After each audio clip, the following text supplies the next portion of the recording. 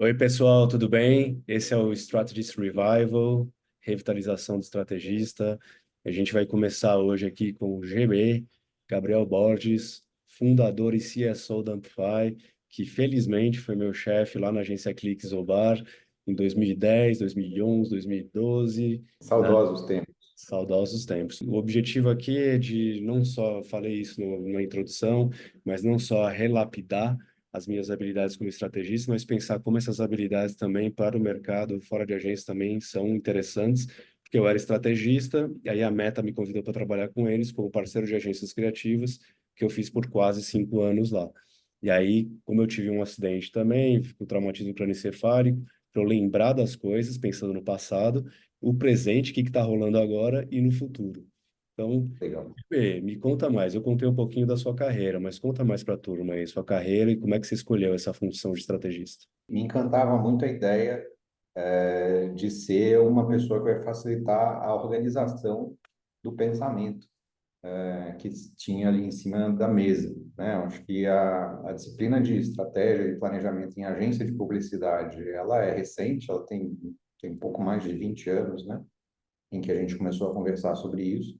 Então, nessa época, quando eu estava no começo de carreira de publicitário, nem era uma coisa tão difundida assim, muita agência nem tinha ainda um departamento de planejamento, mas isso não implica que as agências não precisassem ter um pensamento estratégico, ter uma profundidade estratégica para conversar sobre projetos e iniciativas com os seus clientes, né? E aí eu acho que foi uma coisa que foi acontecendo, né? Eu acho que o meu jeito de enxergar e ajudar marcas e o mercado como um todo, né? O lugar que eu fui encontrando tinha a ver com o planejamento e o planejamento foi me puxando, assim. Durante um bom tempo, Rafa, eu diria que eu me sentia meio como um planejador fajuto, assim, né? Porque eu olhava meus colegas de mercado que estudaram nas escolas XYZ daqui de São Paulo e já fizeram estágio na área de planejamento da agência X multinacional, fez ou criou ou tinha uma super reconhecimento de planejamento. E a minha trajetória foi uma trajetória bem diferente, né? Então eu achava que eu não tinha o direito de me considerar um planejador como os planejadores natos que a gente tinha no mercado. Mas depois descobri que isso era uma grande bobagem e que, na verdade, não existe essa necessidade de você ser um planejador pedigree, né? Às vezes os vira-latas são os mais legais. Meu primeiro estágio na vida foi no departamento de direção de arte de uma agência de publicidade lá em Belo Horizonte.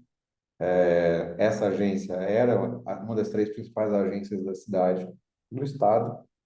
Não tinha uma área de planejamento, a gente está falando de 1997.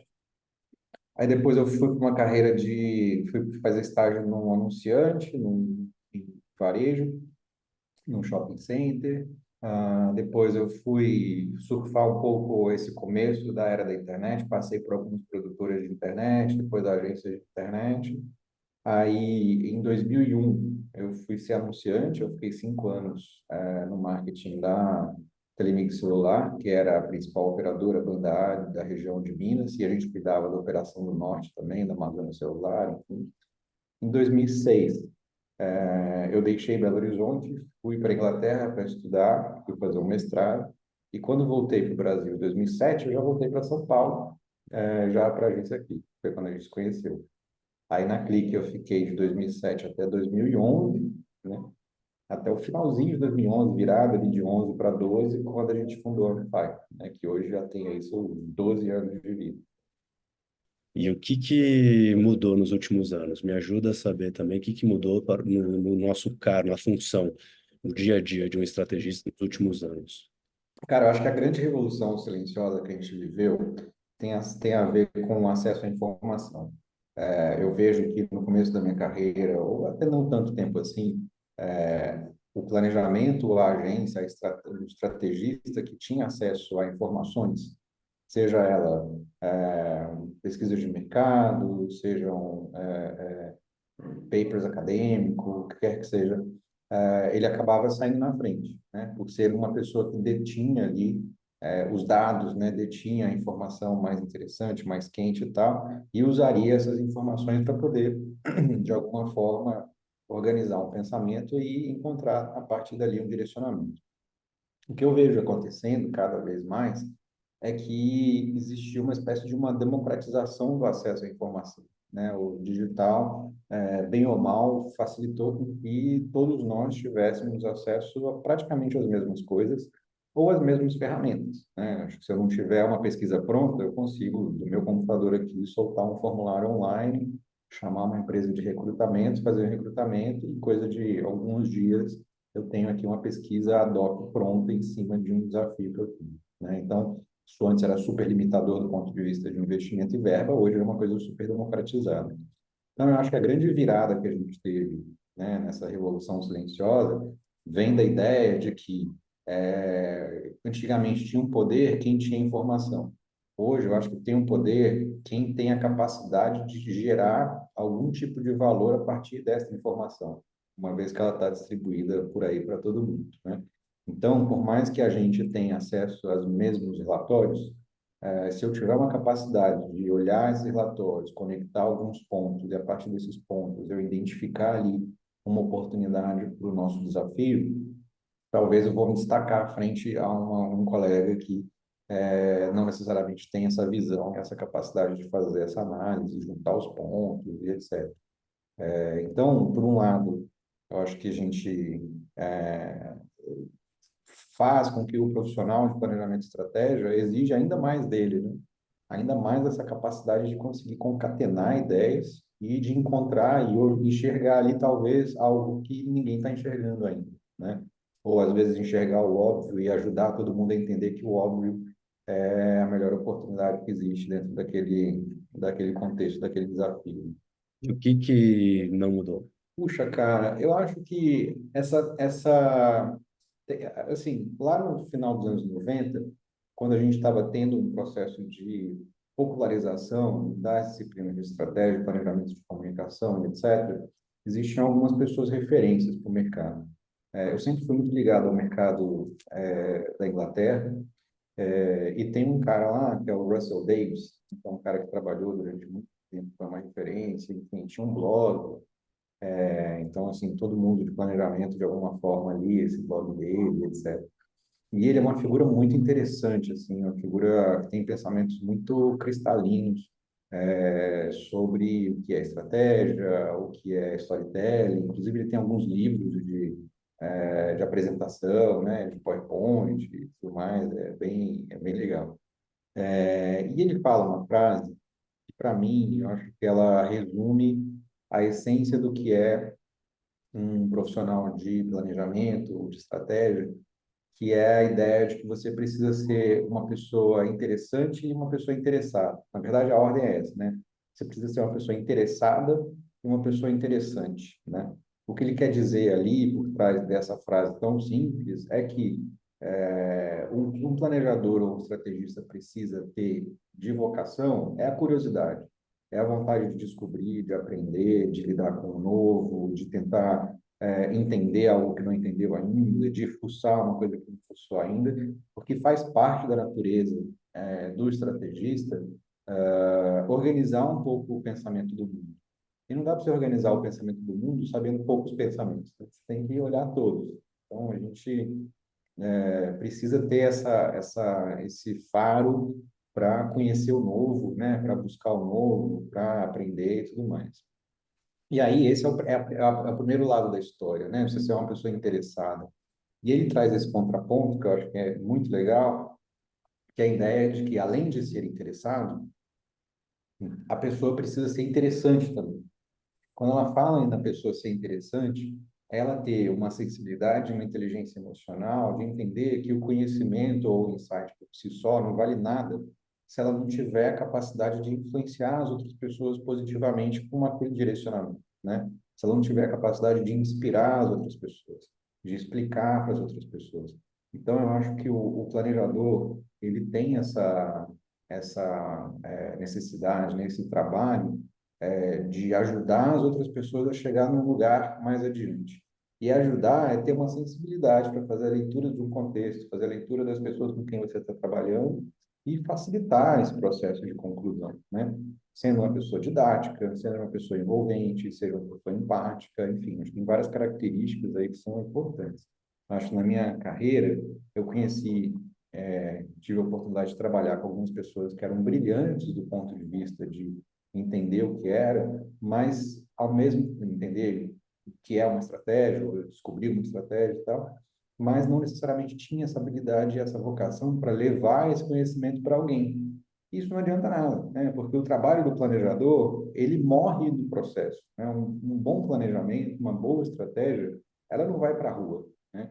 Ela vai ser um ingrediente importante para uma campanha, um plano de comunicação, alguma coisa assim, que depois é esse plano que vai para a rua, né? Então, você ter um super direcionamento, uma super estratégia, que não influencia nada esse trabalho que vai para a rua, é fazer um trabalho que não vai para lugar nenhum, né? Porque a gente não veicula estratégia, né? A gente não veicula um direcionamento, né? A gente veicula comunicação, campanha, né? E quando eu falo veicula, no sentido moderno também, né? Não só no sentido mais antigo das mídias offline, de colocar um comercial de TV no ar, mas também no sentido de você fazer uma campanha com creators nas redes sociais, enfim, coisas que tenham mais a ver com o contexto que a gente está agora. O que que muda hoje na hora de construir a estratégia em relação aos creators, influencers? O que que muda na hora de construir, sabe? Tem que pensar no briefing criativo, no desk research, análise de insights de terceiros. Como é que é feito hoje na prática? Ah, eu acho que aí a gente precisa voltar um pouco no tempo e pensar como que a gente veio trabalhando ao longo dessa jornada. Lá no meu começo de carreira, nos 90, início dos anos 2000 e tal, a gente trabalhar com celebridades ou pessoas que tinham algum tipo de reputação social, né, vamos chamar assim, significava você pegar emprestado a imagem dessa pessoa para estampar a imagem do seu produto, do seu serviço ou da sua comunicação, e a partir disso você ter ali uma facilidade para conversar com o consumidor. Então, nessa hora, a gente tinha 100% de domínio sobre tudo que ia acontecer, né? Então, a gente escolhia ali, eu quero fulano como o garoto propaganda, ou a fulano como a garota propaganda dessa campanha. Significa que você ia trazer essa pessoa e negociar com ela, depois você ia fazer, identificar o que que ela ia falar, depois você ia fazer um roteiro, ia passar para ela, ia treinar, e aí você ia ter 100% de controle sobre o que que essa pessoa ia falar. Na evolução da história, para a gente não levar tanto tempo aqui, chegar no presente, quando a gente fala em usar um creator, e é o próprio nome, eu acho que é um aviso, né? Um lembrete, são criadores, a gente não pode desconsiderar que a capacidade que eles têm de mobilização de audiências, ela vem a partir do fato de que são pessoas que criam conteúdos originais com uma personalidade, com uma identidade, com uma linguagem, com uma série de características que são importantes para elas serem quem elas são e serem esses creators, né? Então, eu acho que hoje a gente usar essa lógica antiga de que você deveria ter 100% de controle, você deveria saber o que que essa pessoa vai falar, deveria escrever qual que é o roteiro do que ela vai dizer para a audiência dela e tal, é a gente matar a essência, né, o que é de mais importante na relação do creator com a sua audiência.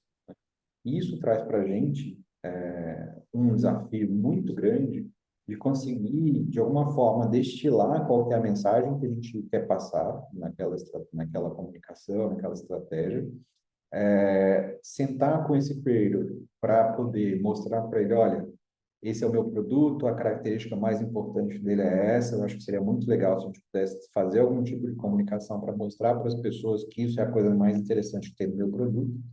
E a partir daí, dá liberdade para ele fazer o que ele quiser, para ele usar a linguagem que ele quiser, para ele utilizar o tipo de criativo que ele quiser, e etc.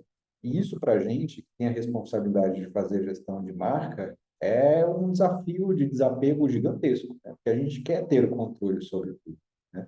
E aí é muito claro, a gente fica muito evidente que a gente consegue ver ações de marcas com creators, que o creator está todo duro ali e que provavelmente a audiência dele vai falar, putz, isso aí é mais um jabá e vai ignorar e seguir adiante.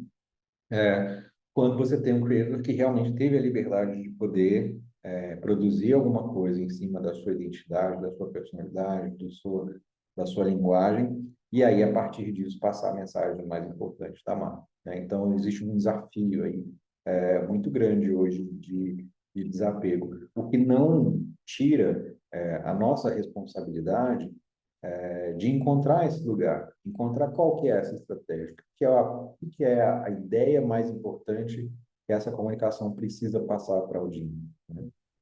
Eu acho que aqui, muito pelo contrário, né? A gente poderia pensar que isso faz com que a gente precise, a gente tenha menos necessidade de envolvimento, e ao contrário, né? Encontrar essa ideia central é o grande desafio de trabalhar com o creator hoje. E nesse momento de pensar no creator, vai pensar na hora da mídia, da criação, mas antes do planejamento, estuda quais são os creators, ou qual é o tom de voz desse creator, conecta com o tom de voz da marca, como que, principalmente para os Cara, estudantes, como é feito? essa é a pergunta do milhão hoje, né? Ninguém sabe de quem é a responsabilidade do creator dentro de uma lógica de agência, como a gente sempre operou, né? Se isso é do planejamento, se isso é da mídia, se isso é da criação, se isso é de uma área nova de relacionamento com creators, de estratégia de creators, enfim, cada um faz de um jeito diferente. No fim, o que é importante é que seja um trabalho que tenha influência de todo mundo, né? Então, eu acho que, assim como uma boa ideia, pensar numa estratégia para creators talvez precise começar com um pensamento de planejamento, do ponto de vista do que esse creator tem que mensagem ele tem que passar, qual é o tipo de pessoa que talvez tenha afinidade com a nossa audiência. Esse trabalho deveria ter uma influência grande da criação no sentido de beleza, então deixa eu ver, já que existe esse match, deixa eu entender aqui quais seriam fontes de inspiração para esse cara poder fazer, para essa pessoa poder fazer alguma coisa. E chegando na mídia para entender, putz, isso aqui tem audiência adequada, o investimento faz sentido para o fôlego de investimento da marca, quanto de verba você separar para essa estratégia, quanto para cada creator, enfim. Todo mundo tem uma responsabilidade e uma oportunidade de brilhar dentro da construção de uma estratégia de creator. O modelo que eu menos acho interessante, que eu acho que sempre é uma muleta, é essa ideia de você ter um departamento para cuidar apenas disso, né? Eu acho que a gente, na nossa história da publicidade, da evolução, sofreu várias revoluções nos últimos tempos. Toda vez que a gente não sabe o que fazer com alguma coisa, a gente cria uma área para essa área dar conta de fazer essa coisa. E aí, se essa área é relevante dentro da empresa, você acaba criando uma mini agência dentro da agência, né? Então, assim, isso foi o que aconteceu com a internet. Então, até outro dia, as agências tinham um departamento de internet. Aí, quando você olhar dentro do departamento de internet, você tinha um estrategista de internet, o criador de internet, o mídia de internet, o tráfego de internet. Enfim, era uma reprodução de uma lógica de agência dentro de um conceito chamado internet, que você criou um muro entre o que é internet e o que não é internet. E a gente fez isso para a internet, a gente fez isso para social, a gente tem feito isso, fez isso para conteúdo, tem feito isso para creators agora, enfim, é o nosso vício de tentar resolver de um jeito simples, sem falar que não, pera, tipo, todo mundo aqui precisa entender desse assunto e todo mundo precisa, de alguma forma, ajudar a construir esse trabalho. Agora, construção do departamento de sustentabilidade tem? Adoraria fazer parte. Ah, É o tem que eu penso. áreas, tem gente que acha que sustentabilidade é uma área, né? Quando, na verdade, é uma disciplina, é um norte, é uma ideia, é um compromisso que a empresa precisa ter com o mercado, e uma vez que é um compromisso, é algo que precisa ser implementado por todos, né? E não por uma pobre pessoa coitada que vai ficar responsável por tudo, né? Eu acho que, assim, é lógico que faz sentido, sim, a gente ter especialistas dentro desse ambiente para ele ser um acelerador e um facilitador do desenvolvimento das pessoas, né? Então, o trabalho de um cara que entende de creator ou um cara que entende de sustentabilidade dentro de uma empresa tem muito mais a ver com ajudar todas as áreas a entender qual é o lugar delas dentro do contexto de sustentabilidade da empresa, do que necessariamente ser a pessoa que vai desenhar a estratégia de sustentabilidade da empresa, né? Ele pode ser uma pessoa que vai encher o saco de todo mundo, vai juntar todo mundo na sala e falar, gente, beleza, a gente precisa de uma estratégia de sustentabilidade. Está aqui inspirações, estão aqui frameworks de trabalho, estão aqui nossos compromissos, e agora? Como é que a gente juntos define alguma coisa a partir disso, né? Então, Ele pode ser essa pessoa da disciplina. Agora, o que eu vejo acontecer às vezes, eu acho que não é necessariamente o caminho mais adequado, é essa ideia de que não, a nossa estratégia de sustentabilidade vai ser o nosso especialista que vai trazer. Aí vira uma coisa isolada, enfim, ao mesmo tempo que a empresa está indo para um caminho para lá super moderno, contemporâneo, tem outras áreas, outras pessoas, outros produtos indo para um caminho totalmente oposto do que está sendo colocado ali dentro do contexto de sustentabilidade. Faz todo sentido. E hoje os estrategistas, como é que você vê os estrategistas trabalhando nos briefings, na estrutura de planejamento, com marketing sustentável? O que pode entrar no processo de estratégia? Cara, eu acho que, voltando à essência do que a gente estava falando lá atrás, né, de você ser um facilitador de conexão de informação, eu acho que tem um pouco uma vocação que o estrategista tem de ajudar a encontrar onde que estão, onde que está o norte, né, onde que está o direcionamento, onde que está um caminho adequado para aquela empresa especificamente, para aquele mercado especificamente, para aquele contexto especificamente. Eu acho que a educação ela é uma constante construção. Eu acho que às vezes a gente usa um pouco a palavra revolução como um elemento no nosso diálogo, né, no nosso vocabulário corporativo, mas uma revolução, na sua essência, é algo que acontece muito rápido. E a gente pensar na história de uma empresa, na história de um mercado a longo prazo, a gente sempre tem que falar de evoluções, né? Não é jogar fora tudo que a gente fez até ontem e a partir de amanhã a gente faz tudo completamente diferente, porque nada fica de pé nessa hora. Então, acho que o trabalho do estrategista é ajudar esse caminho de falar, ó, a gente está num ponto A, muito longe de onde a gente quer chegar, que é o ponto B, mas a gente não tem como acordar amanhã já no ponto B, né? Então, qual que é o caminho que a gente vai seguir para sair do ponto A e chegar no ponto B dentro de um compromisso de prazo X, dentro de um contexto Y e tudo mais, né? Porque, no fim, todo mundo tem telhado de vidro, né? Toda empresa, todo mercado, todo mundo, se você espremer bem, tem telhado de vidro, né? Então, não tem como a gente ter uma ideia ingênua de que existe uma empresa perfeita, um mercado perfeito, né?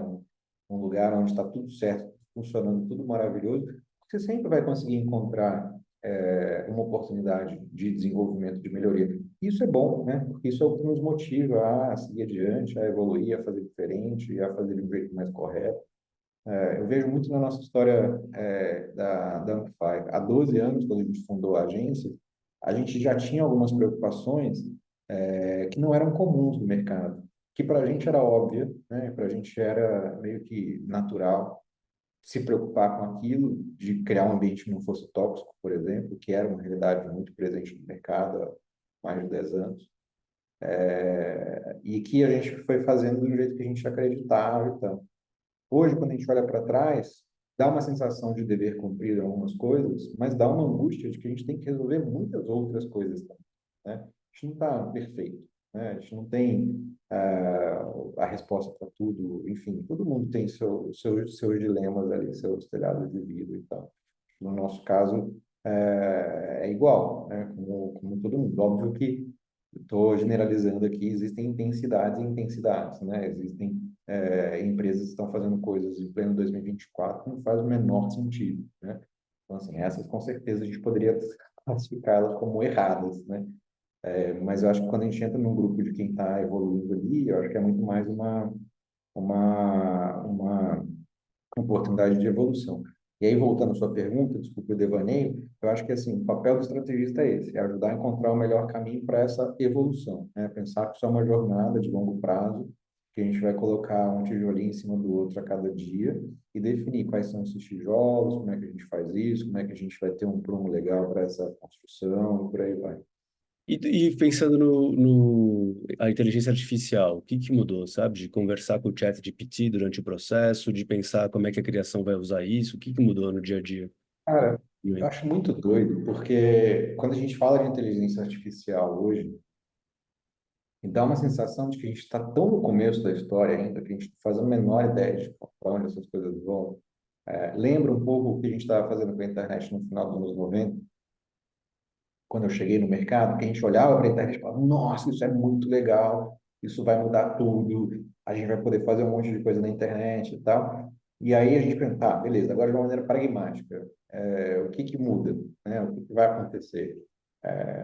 Ninguém sabia, né? Ninguém conseguia prever que a Amazon, por exemplo, seria uma potência, uma das maiores empresas do mundo hoje, lá no final dos anos 90. Provavelmente nem o próprio Jeff Bezos sabia, né? Por maior que fosse o sonho dele na época, eu acho que ele não sonhou em chegar onde ele chegou hoje. E eu acho que quando a gente traz essa mesma questão para a inteligência artificial, a gente olha para isso e fala, nossa, isso tem potencial de ser uma coisa muito interessante, muito diferente do que a gente vem, da forma como a gente vem trabalhando até hoje. Beleza, como? Não sei qual que é a Amazon, né? Não sei quais são as grandes transformações que a inteligência artificial vai trazer. Mas para não deixar essa pergunta vai, eu já consigo ver evidências de coisas contemporâneas que a gente consegue fazer diferente do que a gente fazia antes, né? Eu acho que os modelos de linguagem, né, as LLMs, como o ChatGPT, eu vejo que eles têm um papel muito legal de serem parceiros nossos na construção de coisas, né? Isso é uma discussão que a gente tem muito grande na Amphi, no time de planejamento da Amphi, que sabe aquela hora em que você pensa, putz, eu não estou conseguindo destravar aqui, se eu tivesse alguém para conversar sobre, eu consigo destravar? Muitas vezes a gente tem um colega, algumas vezes a gente não tem um colega. Acho que é essa hora que o ChatGPT entra como um elemento interessante, né? Tem uma regrinha que eu passei para o time, que só para ajudar a pensar um pouco sobre como colocar o ChatGPT no seu cotidiano de trabalho, que o chat GPT é muito bom para a gente começar ou terminar um trabalho, nunca para fazer um trabalho. Então, o que eu quero dizer com isso? Eu preciso fazer uma pesquisa para entender recall de marca de uma determinada categoria. Vou montar um formulário online para fazer essa pesquisa. Se eu sentar aqui e, do zero, começar a criar um formulário, é capaz que eu me esqueça de perguntar dois, três tipos de coisa, né? Então, se eu peço, ChatGPT, você escreve tudo que você precisa ali, né? Porque é muito ruim quando você dá um prompt muito curtinho, né? Falando, preciso de um formulário de pesquisa. É legal você dar um contexto, é legal você explicar um pouco como você faria para um colega de trabalho. Se você vira para um colega de trabalho e fala para ele, me fala aí um formulário de recall de marca, a resposta vai ser X. Você vira para o seu colega e fala, então, eu estou fazendo uma pesquisa, é para essa categoria, a marca que eu estou trabalhando tem esse contexto, eu preciso descobrir tais coisas, a minha preocupação maior em tal momento do funil e tudo mais. Se você alimentar esse seu colega de informação, a chance dele te recomendar ou te dar uma orientação um pouco mais profunda é bem maior. Eu acho que o ChatGPT é a mesma coisa. Então, se você vira para ele e falar, me ajuda, tarará, ele vai cuspir ali talvez um formulário. Esse formulário, muito provavelmente, vai ser um formulário medíocre, porque as respostas do ChatGPT são sempre um denominador comum de tudo que existe de conhecimento no mundo. Todo denominador comum de tudo que existe de conhecimento no mundo, você está jogando a barra para baixo, você está balizando, né, para baixo, né? Então, não vai ser um bom formulário, mas talvez vai ser um formulário que vai te dar insights, vai te lembrar de pensar em coisas que se você começasse na página em branco, talvez você não se lembraria tão facilmente, né? Então, ele é um excelente ponto de partida nesse sentido, né? De despertar o olhar para desenvolver algumas coisas. Quando eu falo da ideia de finalizar um trabalho, tem a ver com, puxa, construir essa frase, sei lá, preciso passar uma ideia para as pessoas de tal coisa, construir um slide, e aí eu fiz uma coisa que não está legal, que é um texto muito grande no slide, e eu preciso reduzir essa informação e compactar ela numa frase um pouco mais direta ao ponto. Estou com dificuldade de conseguir fazer isso. Então, assim, essa ideia de sair da mediocridade eu já fiz nesse texto. Ele só não está formatado do jeito mais adequado que eu preciso. Aí é uma boa hora para pedir ajuda para o ChatGPT também, que fala, ó, ChatGPT, eu tenho essa frase, né, esse parágrafo, estou fazendo uma apresentação, preciso reduzir ela numa frase menor para colocar no slide e ele ficar poderoso, ficar matador. Me ajuda aí, me dá três versões. Ele vai construir para você falar, pô, que legal isso aqui, que legal isso aqui. Talvez ele não consiga acertar de cara, você vai juntar a versão um pedaço da versão 1 com um pedaço da versão 2, mas ele está te ajudando a lapidar, né? Ele está te ajudando a formatar um pouco esse trabalho. Porém, se você pensar no ChatGPT como uma ferramenta onde vai resolver o seu trabalho, você vai estar sempre jogando a sua barra lá para baixo, porque você vai estar sempre aceitando a mediocridade e o denominador comum do conhecimento que existe no mundo para entregar o seu trabalho. E aí, enfim, nessa hora, eu acho que fica claro que você nunca vai ser uma pessoa de destaque no que você está fazendo, uma vez que você balizou pela mediocridade, né? O que não necessariamente está errado, né? Mas é mais do mesmo. Mas é muito bom pensar nele como colega de trabalho, né? De conversar, de saber o prompt que você dá, pensar no que Exato. vai lapidar também o que ele fala para você, o que o chat GPT. Eu fiz esse exercício com o pessoal, que é se você fosse passar uma orientação para uma pessoa, que tipo de informação você acharia importante para essa pessoa saber, né, para poder te ajudar? O ChatGPT é a mesma coisa, ele não vai adivinhar qual que é o seu contexto. Você precisa pedir para ele. E tem um barato muito grande na história das LLMs, que são máquinas de conversa, né? Ela tem ali essa camada, essa habilidade de conversar com a gente, a interface dele é uma conversa, não à toa o nome chat, que é de você ter um diálogo. Então, você não precisa morrer no prompt. Você pode virar para ele, ó, ChatGPT, o contexto é esse, eu vou te pedir ajuda para isso. Me faz aí 3 perguntas de informações que você precisa para você conseguir me ajudar melhor nessa tarefa. Aí ele vai te perguntar, mas qual que é, sei lá, o público-alvo? Você fala, caramba, eu nem tinha lembrado de falar do público-alvo. O público-alvo é esse aqui. Enfim, é uma conversa, né? Isso é muito legal, né? Isso eu acho que é bem... ajuda bastante no dia a dia, né, na construção. Mas me conta que recado você daria para os estrategistas de um modo geral, pensando nisso, passado, presente e futuro do nosso trabalho. Cara, eu resgataria o que a gente falou agora há pouco, pegando emprestado do Russell Davis, o que ele fala que para mim é a essência do que é ser um bom estrategista. Seja uma pessoa interessada e uma pessoa interessante sempre.